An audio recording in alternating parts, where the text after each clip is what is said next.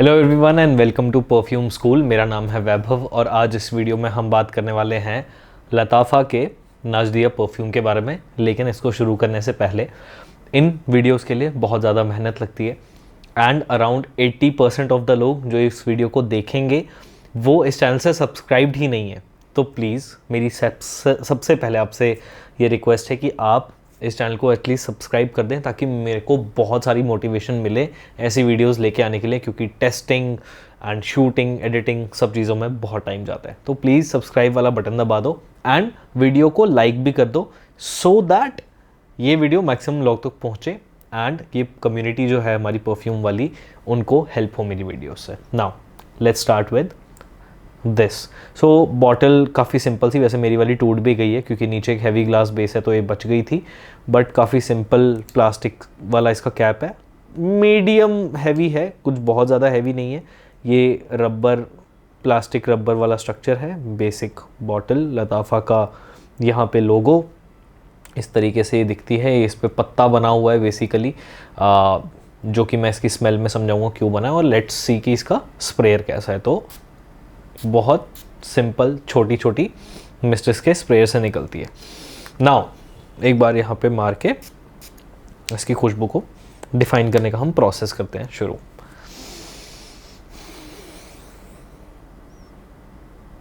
जैसे ही आप इसको स्प्रे करते हैं तो एलिडली, ये वर्ड कैसे प्रोनाउंस करते हैं मेरे को भूल गया।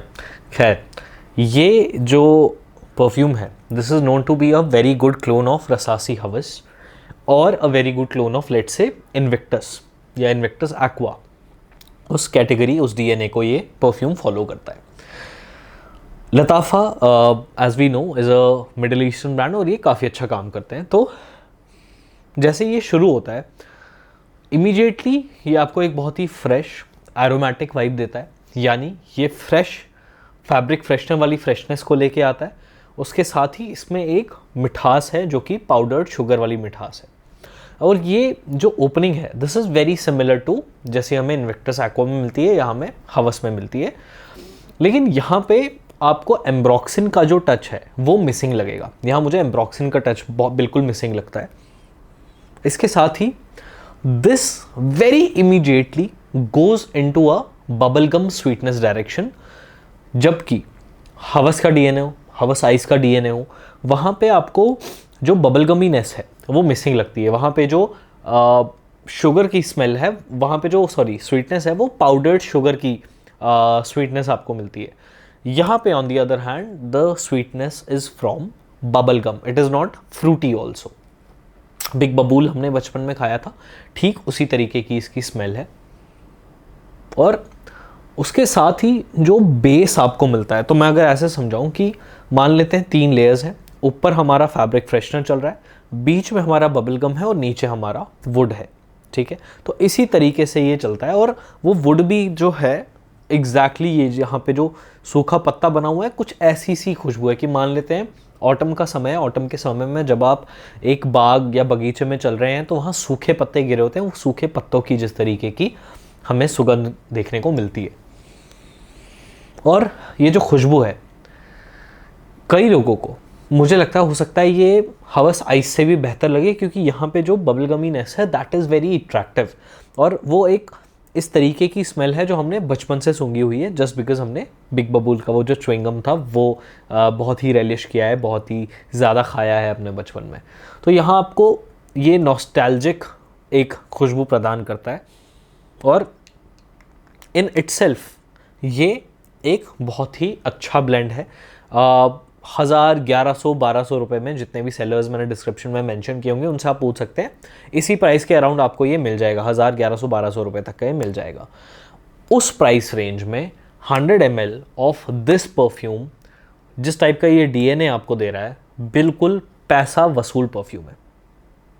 ठीक है, तो अगर आपको कुछ और नहीं जानना और ये जानना है कि क्या ये पैसा वसूल है, मेरी नज़रों में ये बिल्कुल पैसा वसूल परफ्यूम है। मेरे पास इस परफ्यूम को रखे हुए करीब 1.5 साल हो गया, 1 से 1.5 साल हो चुका है। 1 से 1.5 साल में इतना, मतलब हाफ से थोड़ा ज़्यादा ख़त्म हो गया। ये भी मेरे भाई ने ख़त्म किया, मेरे पास होता तो ये डेफिनेटली अभी भी यहाँ तक कहीं पे होता। लेकिन ये परफ्यूम बहुत ज़्यादा मैच्योर हो गया है, बहुत मैसरेट हो गया है रखे रखे। और इसकी परफॉर्मेंस भी उस लिहाज से काफ़ी बेहतर हो गई है। तो बात करते हैं परफॉर्मेंस की। लॉन्जेविटी के हिसाब से स्किन पे मैं वैसे भी कहता हूँ कि कोई ख़ास मतलब है नहीं गर्मियों में स्किन पे लगाने का, फिर भी स्किन पे अब जाके ये मुझे आराम से 4 से 5 घंटे दे देता है। लेकिन कपड़ों पे जो इसकी लास्टिंग है मेरे लिए वो कमाल हो चुकी है, because this on my clothes easily goes 8 से 10 घंटे।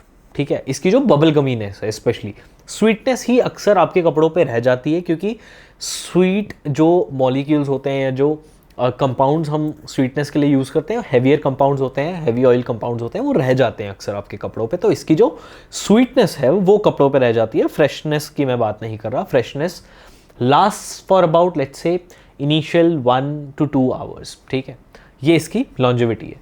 प्रोजेक्शन की अगर मैं बात करूँ तो इसकी प्रोजेक्शन कुछ इस तरीके की है।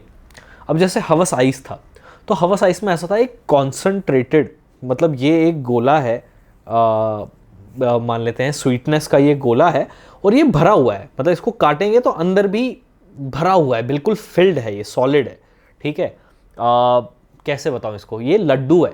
ठीक है, जैसे लड्डू को आप काटते हैं तो अंदर से हॉलो नहीं होता ना, भरा हुआ होता है, तो ये उस टाइप का लड्डू है स्वीटनेस का, और वो पंच स्वीटनेस का आपको लगता रहता है हवस आइस में। इसके केस में ऐसा है कि लड्डू नहीं है, एक पेपर है।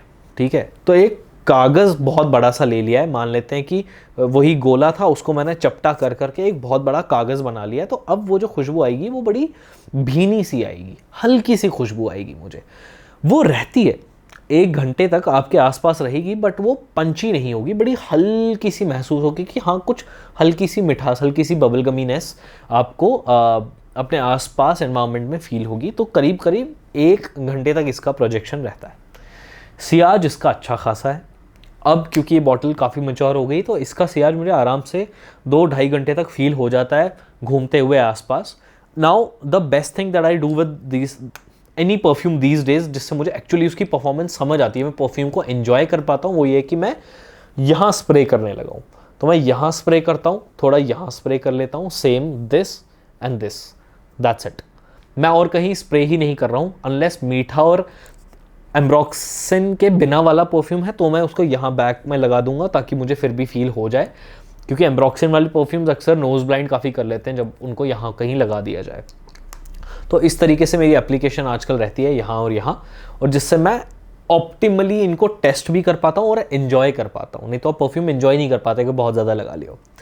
इसके करीब 10 से 12 स्प्रे लगाने पड़ते हैं, क्योंकि स्प्रेयर भी छोटा है और परफ्यूम एक्सट्रीमली लाउड भी नहीं है। तो इतना लगाने से ठीक ठाक ये दिन भर मेरे साथ रह जाता है। नई बॉटल जब आप लाएंगे तो मुझे लगता है ये करीब 5-6 घंटे तक रहेगा, विच इज़ गुड इनफ। आप वैसे भी एक बड़ा कलेक्शन होगा आपके पास, तो ये अगले साल भी आप यूज़ करेंगे, तब तक इसकी परफॉर्मेंस और बेहतरीन हो गई होगी। So yeah I think that was the explanation of Lattafa Najdi, और मेरे हिसाब से ये परफ्यूम आपके कलेक्शन में ज़रूर हो सकता है। ये एक वाइल्ड स्टोन एज हम काफ़ी लोग बोलते हैं पॉपुलर है, बट उसकी परफॉर्मेंस बिल्कुल ही नहीं है। हालांकि वो 300 रुपये 400 रुपये में बिल्कुल वर्थ इट है, बट 1000 रुपये तक अगर आपके पास बजट है तो ये परफ्यूम आपके लिए श्योरली वर्थ इट है। ये लेने लायक परफ्यूम है मेरे हिसाब से। आपके क्लोजेट में ये रखा हुआ आपको कभी भी बिल्कुल भी नहीं चुभेगा। इनफैक्ट आप बहुत खुश होंगे इस परचेज से। जितने भी बाय करने के लिए आपको सेलर्स के कॉन्टैक्ट्स चाहिए होते हैं वो आपको नीचे डिस्क्रिप्शन में मिल जाएंगे। That was my video. अगर आपको वीडियो अच्छा लगा तो इसे लाइक करना और नीचे कमेंट करके मुझे बताना और किस परफ्यूम पे आपको रिव्यू देखना है। Thank you so much.